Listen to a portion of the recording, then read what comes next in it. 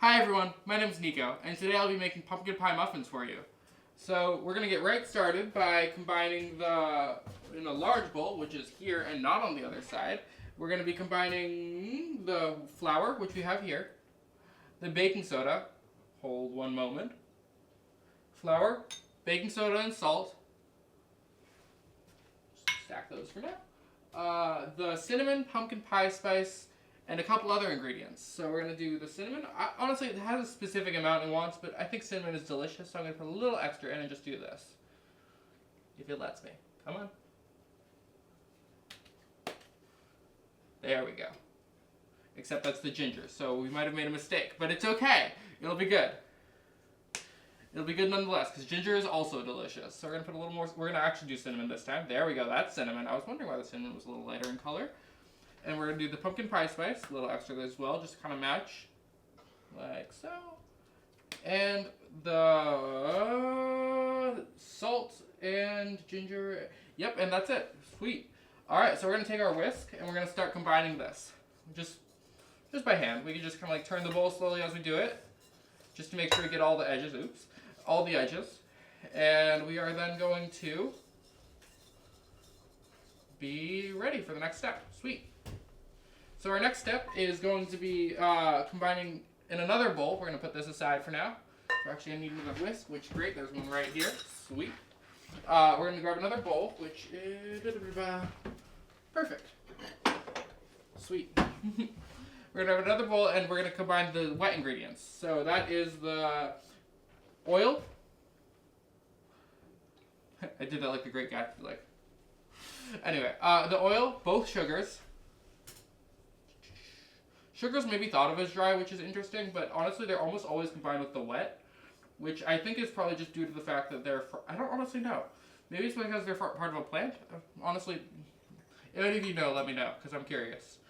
So, we're going to combine both sugars, both sugars, the oil, the vanilla, and the pumpkin puree that we've already measured out. So we're just going to do this on the cap again, and hopefully we won't drop it. Sweet. Alright. I have a bad habit of dropping this vanilla cap, it seems. Anyway, so we're going to combine all of this in another bowl. Come on, please.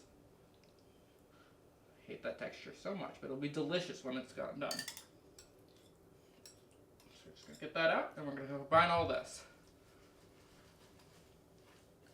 We should have a slightly bigger bowl, but it's alright. We make do with what we have. So we're just going to combine.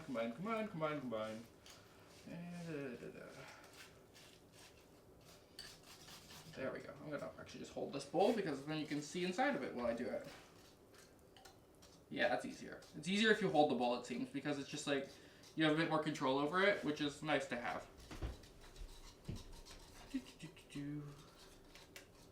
Oop, almost just poured a bit out. That's probably for the best I didn't. And it comes out this beautiful caramelly brown golden color, which I don't know if you can all see, but it looks delicious. Anyway, so at this point, we're going to do this really cool and fun thing called putting it all together, honestly. And we're going to just slowly combine them all into one bowl. At which point, we are all good to do this. I'm going to use my bigger whisk because it seems to be a little easier to control than the smaller one I was using for the dries. So we're just going to put this here. Leave that to the side, and I will deal with that later. As they say, let it soak. Anyway, it's not soaking. That made more sense in my head. So we're going to combine all this, dropping stuff. Wow, okay. Come on, please stop. Please stop falling out of the bowl. Okay, we're good. I'm talking to the flour now. This makes sense. Everything makes sense now. My life is a mess. It's okay. Anyway, so we're talking to the flour. How are you doing, flour? I feel like I'm Mr. Rogers' Neighborhood or something. Anyway, come on. We're going to get out of that. And we're going to just keep combining this until it's all pretty much together. You can see it's starting to combine already, except there's definitely some parts like around the edges that are still not quite combined.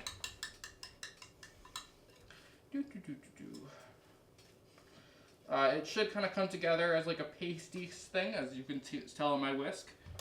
That's why you can keep tapping your whisk against the bowl to kind of just like get it off of it. Pretty easy, not that hard. It comes off pretty easy, which is nice. So once we're done, which it seems we're just about, we're just going to get the edges a little better. Yep, we're done. So we're now going to start spooning these into muffin tins.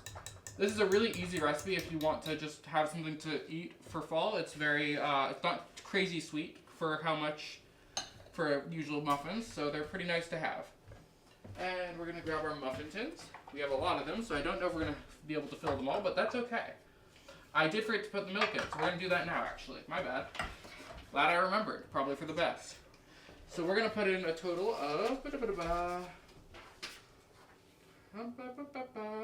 1/4 cup of milk, which does make sense, because I was like wondering why this batter was so sticky. So glad I found that. 1/4 cup. 1/4 cup. We're just going to pour that into our cup. We'll do it over the bowl, so if a little bit gets extra, it's okay. But I think I did it just about right. Sweet. Alright, so we'll just put these to the side. And go there. Again, dealing with that later. Cleanup is the fun part. It's not. So put that to the side. And we're going to keep whisking for a minute longer just to kind of get all that milk to go together with it. Glad I remember that, because it would have been kind of sad if I had forgotten entirely. Probably would have changed the bake time and the consistency, whole deal. Anyway, so you'll see that it's now kind of a little gloopy, but it's okay, because that's kind of how batter is supposed to be. It turns out really nice in the oven. Wow, this is hard to mix. Okay. Come on.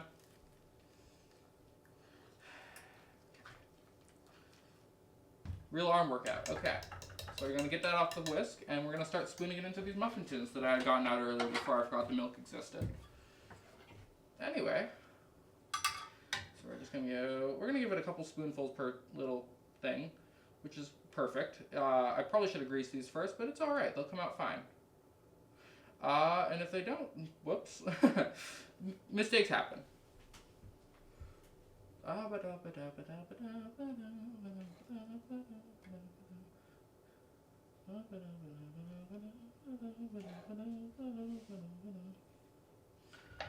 on. Alright. I should get another spoon for this so I can get it off the first spoon. Funny how that works. Come on. Yeah, it's much easier. Note, if you ever have trouble things sticking to a spoon, you should just grab another spoon. And as silly as it sounds, you can literally just use it to get one off the other. And it honestly works great. It's probably due to something about how the spoon just like kind of like scrapes it off the top. I think it just gets stuck on there sometimes. I'm not a physics major. It's fine. Anyway,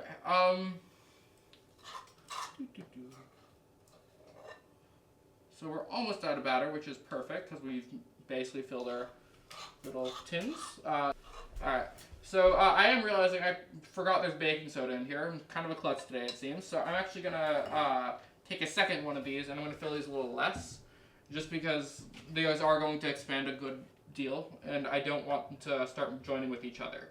We can't have happy couples here, as they say. I don't think they say that. Anyway. So that can go about like that. There. So you kind of want to fill these about like probably halfway up. You can't quite see what I'm doing right now, but it's roughly like you want to have like probably about this much below the top of the bin. Roughly. Not bin. Little tin hole. That sounded better in my head. Anyway. So we're almost done. Oh, come on. Clearly I am a klutz today. I was not paying attention. It is okay. Mistakes happen when baking, and it is important to remember that it's going to turn out delicious either way unless you burn it. In which case it will not be so delicious. And that should be good. We're going to fill these other two tins with a little bit of water. I'm going to wipe that off in a second. Pro tip, if you have extra tins open, you want to put a little bit of water in them, because then when it actually expands a little bit, it just makes it, I'm dropping things, but it makes it so that it doesn't, it basically makes it so that the water, I don't remember the science behind it, but basically it means that the pan is not necessarily destroyed by the difference in consistency, I guess, when it's being risen. And yeah, we're going to put these in once I fill these two with a smidge of water. So you can literally just take a bit of tap water like so, and just do that. Perfect. So we're going to put these in. And we're going to put them right on the middle shelf. Come on. Thank Thank you. I already preheated my oven to 425, by the way. And we're gonna let those bake on 425 for a total of, dropping things, a total of 5 minutes. And then we're gonna turn it down to 350 before baking for another about 20-ish. So we're gonna set a timer for 5 minutes, which I believe I can do right on the stove. Yes, I can. So we're gonna just set a timer for here for 5 minutes. Sweet, and now we wait. Thank you very much. All right, so these came out really good, actually, much better than I expected. There were a couple casualties while getting them out of the pan, as I expected, because I forgot to do non-stick spray, but they look great. That's good.